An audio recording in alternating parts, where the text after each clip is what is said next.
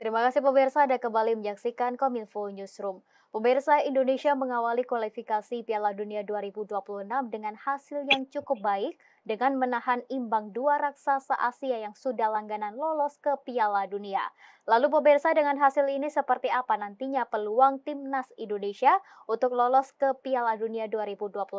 Malam hari ini kita akan berdiskusi bersama Bapak Bagus Priambodo selaku Sportcaster Indonesia. Selamat malam Pak Bagus, salam sehat, salam olahraga.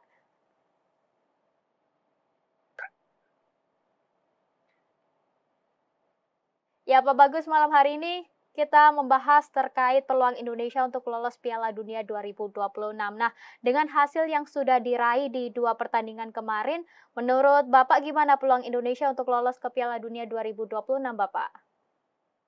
Ya, sebelumnya kita tidak pernah berani bermimpi sebenarnya untuk bisa bermain di Piala Dunia ya. Karena sekarang itu kan Piala Dunia kan semakin rumit, semakin jalan panjangnya dan semua negara apalagi Asia itu kan persaingannya sangat sangat tinggi, sangat ketat ya. Karena banyaknya negara, banyak peserta. Kalau kita bandingkan dengan zona Amerika Latin saja, mereka cuma bermain cuma ada spare 10 sampai 11 negara, tapi kalau Asia kan luar biasa banyak ya. Sehingga untuk bisa lolos sebenarnya untuk ke Piala Dunia dari zona Asia itu terbilang cukup rumit dan panjang.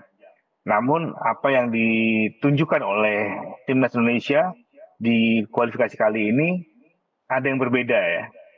Kita berhasil melaju ke putaran ketiga, ini bisa disebut putaran akhir.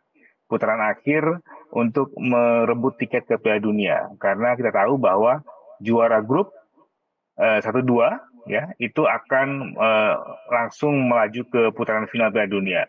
Sementara nanti di nomor 3 dan peringkat 4 itu akan dibuatkan satu babak lagi yaitu babak keempat untuk menentukan apakah mereka bisa masuk ke Piala Dunia atau tidak.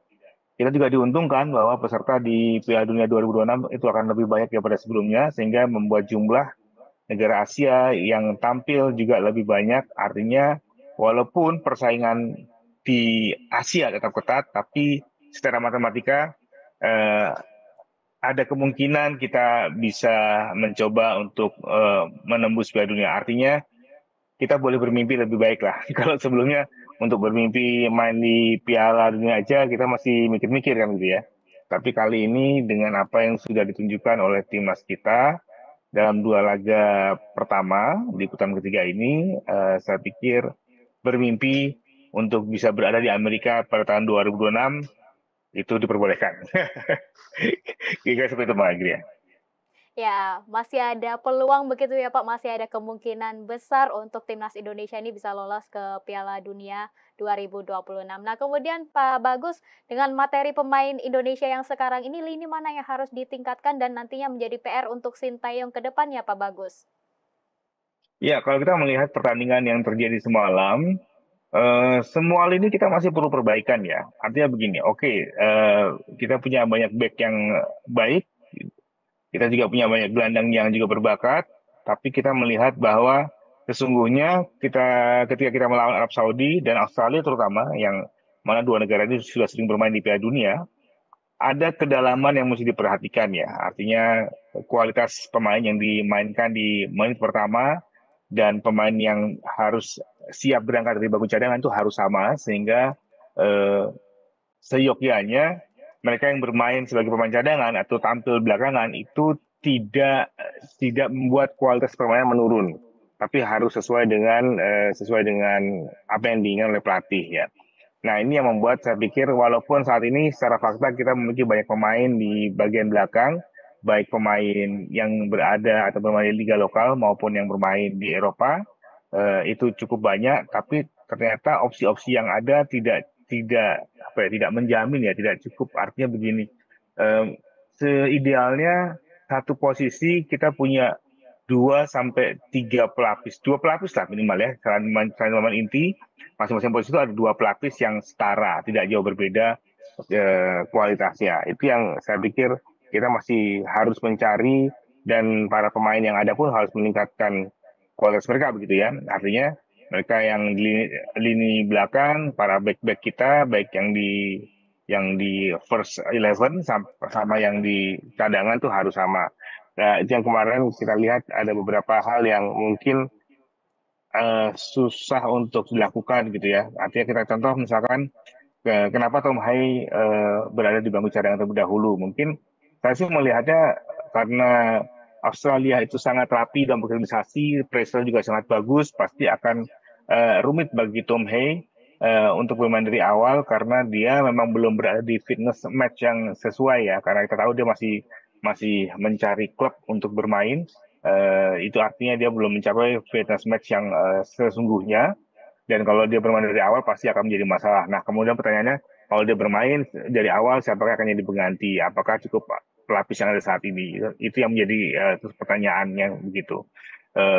Di lapisan depan, di posisi penyerang juga kita masih menunggu apakah kemudian kualitas antara tim yang bermain di pertama sehingga tim yang ada di pemain yang ada di bangku cadangan sesuai dengan harapan pelatih atau belum begitu. Jadi saya pikir semua lini harus masing-masing harus ditingkatkan dalam konteks kita harus mencari pemain yang betul-betul bisa sesuai dengan keinginan pelatih, yang ketika dimainkan tidak anjlok gitu ya cara bermain kita, intensitas bermain kita, tapi tetap sama. Kita bisa belajar dari Australia juga bagaimana ketika dia mengganti pemain, itu juga tidak mengubah, tidak menurunkan daya gedor, tapi malah sama atau bahkan sedikit lebih tinggi gitu ya. Itu yang sedang kita kejar sebenarnya. Gitu ya. Ya, memperkuat lini pertahanan ini menjadi salah satu PR yang harus ditingkatkan oleh timnas Indonesia begitu ya Pak Bagus. Nah, kemudian ada kabar beredar juga nih Pak Bagus akan ada tambahan pemain baru dari diaspora yakni Mes Hilgers dan juga Eliano Rensden. Nah, gimana menurut Pak Bagus ada tambahan pemain ini? Apakah benar atau bagaimana Pak Bagus? Ya, kita masih menunggu ya bagaimanakah reaksi sebenarnya. Biasanya kalau sudah pemain sudah bersalaman dengan ketum itu biasanya menuju menuju kebenaran gitu ya bahwa mereka akan bergabung dengan kita. Tapi yang paling penting adalah ini yang saya tekankan tadi bahwa tim kita butuh kualitas yang merata antara pemain yang yang start dari bangku cadangan sama pemain yang mulai dari awal begitu. Menumpuk pemain belakang itu bagi saya menjadi satu yang masuk akal. Ya, masuk akal karena to be honest kan Indonesia itu kan kalau di grup ini saja adalah grup yang kita adalah tim yang paling lemah secara peringkat, kita tim yang paling rendah di antara yang lain. Dan yang lain kecuali Bahrain itu sudah pernah bermain di Piala Dunia, kita belum.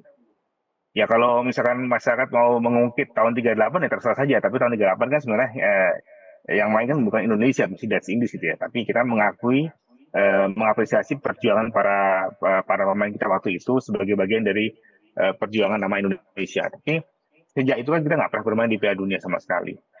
Bermain Sintayong kemudian mencoba menitik beratkan kita untuk melapisi, memperbaiki lini pertahanan terlebih dahulu. Itu sangat masuk akal sekali.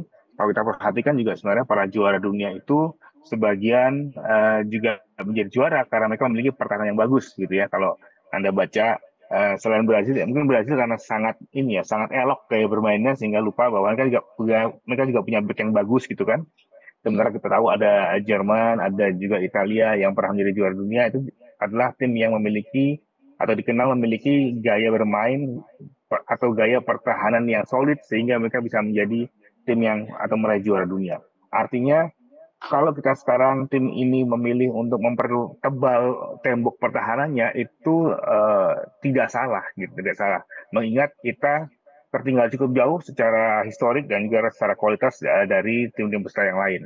Ya, kita berharap para pemain-pemain ini kemudian juga perform ya, artinya mereka yang dipilih oleh Sintayong, baik mereka pemain diaspora maupun pemain lokal, kemudian bisa itu tadi bisa meningkatkan level permainannya, meningkatkan kualitas antar pemainnya, dia persaingan antar pemain juga harus dijaga gitu kan. Mereka tidak menyerah bahwa kemudian para pemain-pemain ini juga sadar ya, ternyata bermain di level Piala Dunia itu tidak semudah yang dibayangkan gitu. Yaitu kan mencari kemenangan 1-0 ternyata juga susah walaupun bermain dengan yang sendiri. Nah, jadi memang ini kita menantikan apakah para pemain-pemain yang nanti akan bergabung di masa depan karena kan setiap kita bermain tiap bulan ini kan kita punya kesempatan tuh untuk mendatangkan atau mendaftarkan pemain baru. Kita melihat apakah mereka pada saat dipanggil itu akan bisa mengisi kualitas yang diinginkan. Ya. Ya, baik. Terakhir Pak Bagus, harapan untuk timnas Indonesia nantinya di kualifikasi Piala Dunia 2026, khususnya yang bulan depan ini timnas akan melakoni 2 laga tandang begitu melawan Bahrain dan juga Cina. Ya, saya sih berharap tim ini develop ya. Saya merasa bahwa timnas kita itu kalau bermain di kandang lawan ada peluang lebih enjoy gitu. Saya tidak mengatakan bahwa bermain di kandang sendiri itu buruk ya, tapi ekspektasi kan memang luar biasa. Kalau kita perhatikan ketika melawan Arab Saudi, mereka jauh lebih lebih enjoy gitu game gitu ya. Ya saya berharap mereka juga masih sama, bermain lepas, eksplorasi diri, make mistake nggak apa-apa gitu kan ya. Meningkatkan cara bermain mereka. Saya berharap dalam dua laga tandang di bulan depan itu ada poin yang diambil. Saya pikir walaupun belum menang, tapi kalau misalkan bisa mencuri satu poin, paling nggak separuh perjalanan sudah kita lalui dengan baik gitu kan. Tinggal ditunggu nih nanti pada saat putaran berikutnya mungkin kita bisa mencuri beberapa kemenangan di kandang sendiri. Itu akan memperbesar peluang kita untuk melaju. Ingat, melaju ke Piala Dunia bisa ada dua skenario, bisa melalui peringkat 1-2 atau peringkat 3-4, walaupun agak lebih panjang. Tapi kemarin juga Cinderella mengatakan dia mengincar peringkat 4 supaya dia bisa lolos ke babak berikutnya. Gitu dia. Ya, intinya kita terus mendukung timnas Indonesia dan juga bersama-sama mendoakan timnas Indonesia agar bisa terbang lebih tinggi lagi begitu ya Pak Bagus. Ya, Baik, ya. terima kasih Pak Bagus Priambodo selaku Sportcaster Indonesia. Terima kasih Bapak sudah bergabung bersama Dialog Kominfo Newsroom. Selamat Sama-sama. melanjutkan aktivitas, salam olahraga. Salam olahraga. Dan pemirsa, kami akan segera kembali dengan informasi lainnya, tetaplah di Kominfo Newsroom.